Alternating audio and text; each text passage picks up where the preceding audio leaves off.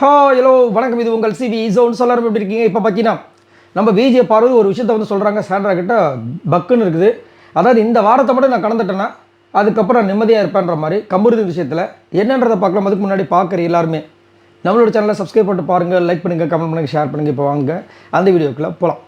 So Vijay Parvati கம்புருதி பயங்கரமான சண்டை அப்பா. ஆனால் கண்டிப்பாக விஜய் சேதுபதி கேட்க போகிறாரு, யார் பக்கம் நிற்க போகிறான்றது இப்போ ஒரு பெரிய கொஸ்டின் மார்க் இருக்குது.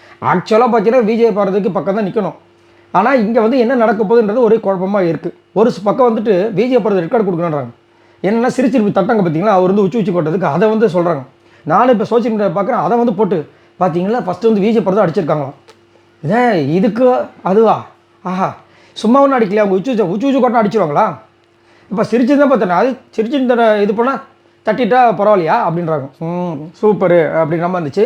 இப்போ என்னென்னா சாண்ட்ரா கிட்ட சொல்கிறாங்க, இந்த வாரத்தை மட்டும் நான் வந்துட்டு அவங்ககிட்ட பேசாமல் கடந்துட்டேன்னா அதுக்கப்புறம் எனக்கு ஒன்றும் பிரச்சனை கிடையாது. அதுதான் பயமாக இருக்குது. ஏன்னா எப்போயுமே எங்கள் 2 பேருக்கும் வந்துட்டு சண்டை நடக்கும், அதுக்கப்புறம் நான் போய் பேசிடுவேன்.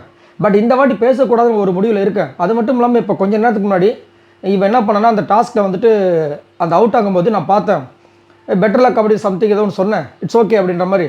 அப்போ தான் அவன் கிட்ட வந்துட்டு குட் ஜாப் பண்ணும்போது சம்திங் அதான் நல்லா விளாண்டா அந்த மாதிரி வந்துட்டு சொல்லிவிட்டு ஹக் பண்ணிட்டு போனான். திடீர்னு திரும்பி பார்த்தா அங்கே விக்ரம் இருந்தான். அப்பயே கேட்டான்.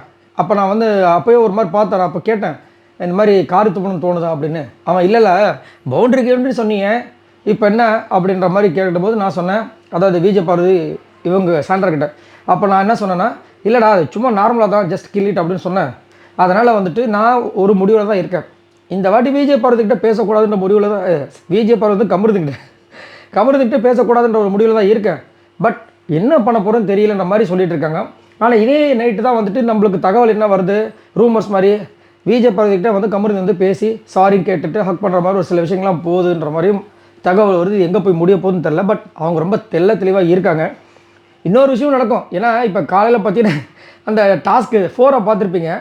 எல்லாரையும் வந்து தனித்தனியாக நிற்க வச்சவங்க கமருதினி விஜய் பார்வதி பக்கத்தில் நிற்க வச்சுருக்காங்க. அதுக்கு நடுவில் வந்து டாஸ்க்கில் கேப் வர விட்றாங்க, பேசிக்கிட்டோம் ஜாலியாக அப்படின்ட்டு.